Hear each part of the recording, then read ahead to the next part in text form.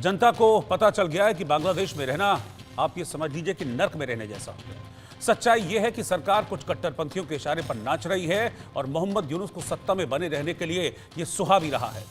बांग्लादेश की कुछ घटनाओं पर अगर हम गौर करें तो एक लड़के ने छात्रा के पहनावे को गैर इस्लामी बताया और जब जेल से छूटा तो उसका स्वागत फूल और कुरान से किया गया। यानी कि यौन उत्पीड़न के एक जो आरोपी था उसका स्वागत बांग्लादेश में हीरो की तरह हो रहा है।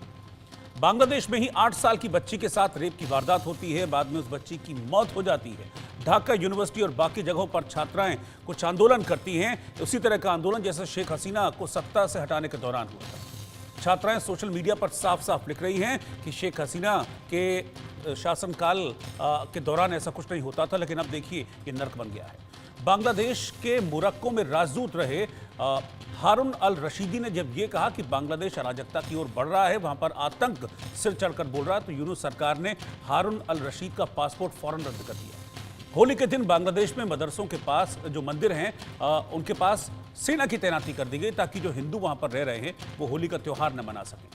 लक्ष्मीपुर जिले में होली के दिन एक मंदिर की मूर्तियां तक तोड़ दी गई। अब जरा सोचिए कि अल्पसंख्यक बहुसंख्यक छात्राएं सभी बांग्लादेश में परेशान है, लेकिन यूनुस सरकार चैन की बंसी बजा रही है। अपने खिलाफ उठते विरोध के सुर को कुचलने की हर मुमकिन कोशिश यूनुस कर रहे हैं।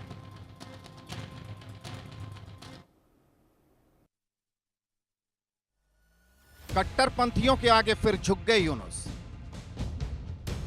सच सुनने से डरने लगी यूनुस सरकार। बांग्लादेश में लोगों का जीना हुआ मुहाल।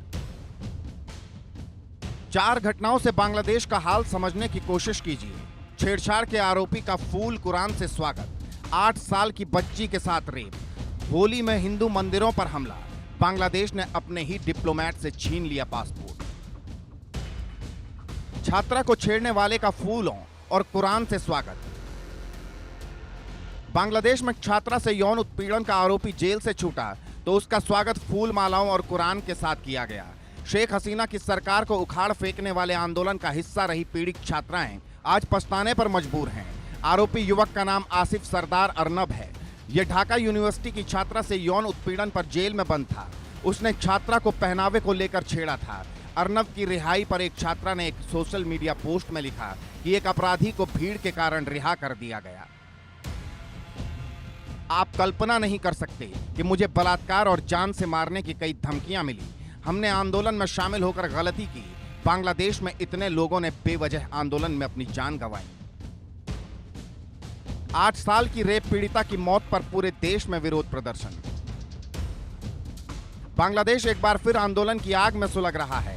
इस बार एक मासूम से बलात्कार के बाद मौत होने से पूरे देश में विरोध प्रदर्शन हो रहे हैं। बच्ची की मां की ओर से दर्ज कराए गए मामले के अनुसार 5 मार्च की रात और अगली सुबह के बीच किसी समय मगोरा शहर में अपनी बड़ी बहन के घर जाने के दौरान बच्ची के साथ बलात्कार किया गया। आरोपी पर कार्रवाई के बजाय बड़ी बहन के 18 वर्षीय पति, उसके माता पिता और भाई को गिरफ्तार कर रिमांड पर रखा गया है। लड़की के अंतिम संस्कार की नमाज ए जनाजा के लिए मगोरा के सार्वजनिक चौक पर हजारों लोग इकट्ठा हुए। अंतिम संस्कार के बाद विरोध मार्च निकाला गया। ढाका सहित कई यूनिवर्सिटीज में आंदोलन अब भी जारी है। बांग्लादेश के हिंदू मंदिर को फिर बनाया गया निशाना। अंतरिम सरकार के मुखिया मोहम्मद यूनुस सब कुछ पटरी पर होने का दावा करते हों, लेकिन वहां हिंदुओं पर हमला रुकने का नाम नहीं ले रहा है। होली के मौके पर लक्ष्मीपुर जिले के रायपुर में मुरीहाटा इलाके में श्री श्री महामाया मंदिर मूर्ति तोड़ने की घटना हुई। बांग्लादेश में कई जगहों पर होली के मौके पर सेना तैनात कर दी गई ताकि लोग होली नहीं खेल सकें।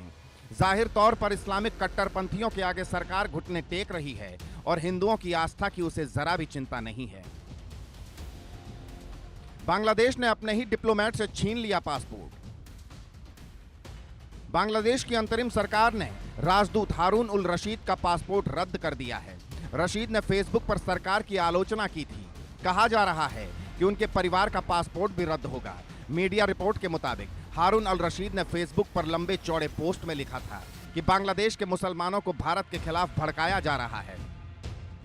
उनकी इस पोस्ट से जब बांग्लादेश सरकार की दुनिया में बदनामी होने लगी तो तुरंत उनका पासपोर्ट छीनने का आदेश जारी हो गया।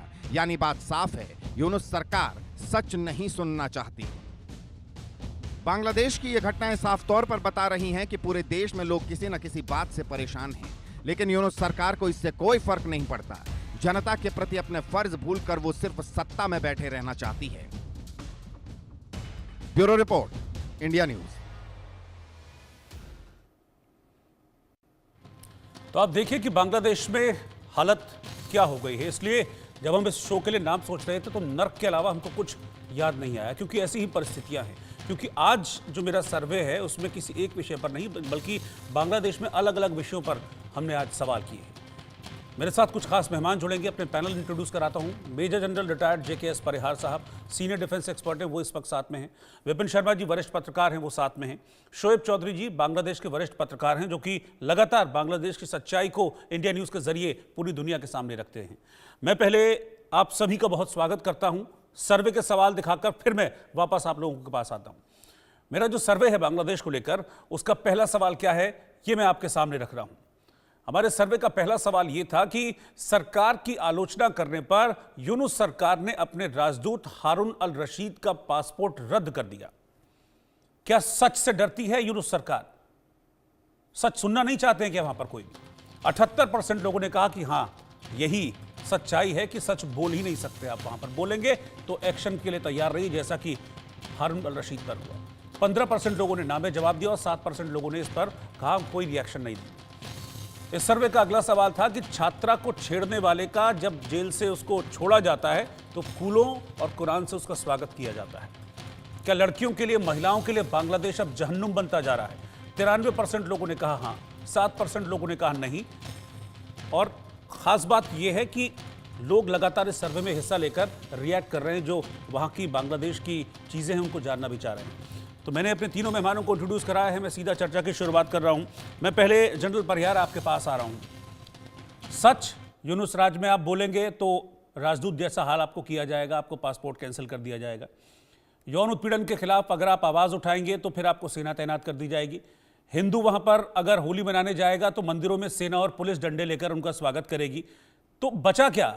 मतलब ना महिला, न वहां पर कोई अफसर बोल सकता है। हिंदुओं की हालत क्या है तो किसी से छुपी नहीं है।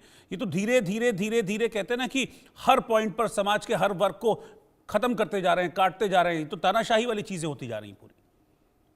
देखिए, मोहम्मद यूनुस की जिस तरह से ताजपोशी हुई थी, वो बिल्कुल एक बहुत बड़ा इंटरनेशनल साजिश। मैंने उस वक्त भी कहा था कि ये जो प्रोटेस्ट जो था उसको एक लेवल जो था कि सुप्रीम कोर्ट के डिसीजन के उसके अगेंस्ट में स्टूडेंट्स का प्रोटेस्ट था, और जब तक वो प्रोटेस्ट था शांतिपूर्वक चलता रहा, मगर उसका फायदा जो है उसमें ISI ने जो है उसमें एंट्री करी, जमायत इस्लामी को उसमें एक्टिव करा, और BNP के जो प्रो एक्टिविस्ट थे वो इसमें शामिल हो गए। और उसका नतीजा ये था कि जो इलेक्टेड गवर्नमेंट थी, जो पॉपुलर गवर्नमेंट थी, जिसको वोटर्स उसमें नहीं हटा सकते थे, वो उन्होंने किया। मोहम्मद यूनुस को बिठाए जाने के पीछे ये था कि आपस में ये जमायतें और BNP को पता था कि अगर उनके नेता कुछ इसमें आगे आएंगे तो शायद ये हो नहीं पाएगा।